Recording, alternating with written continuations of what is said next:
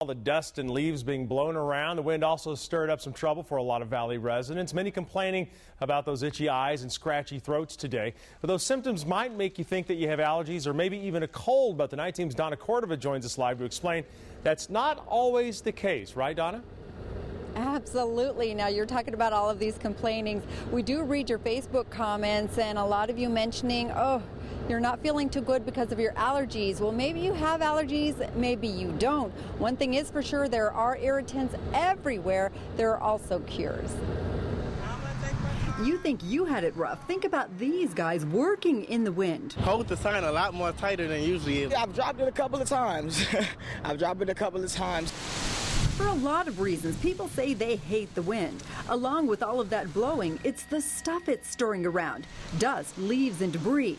And what goes up must come down. My eyes are watering a whole bunch, and so I just figured I would wear my sunglasses, kind of try to block the wind. Usually I walk over and stop and then try to clean it out of my eyes. You're getting all this dust and debris just going to your eyes, causing irritation. That can also cause sneezing in people that don't have allergies. Irritants, they may be everywhere, but so are the possible cures, like your neighborhood pharmacy or in your medicine cabinet. If you have itchy, watery eyes, it may be just getting eye drops that are saline solution and flushing the eyes, eye drops. So it's not really putting any medication per se. Maybe you've heard about this, but we're afraid to use it. But some have found relief with a nasal rinse or neti pot.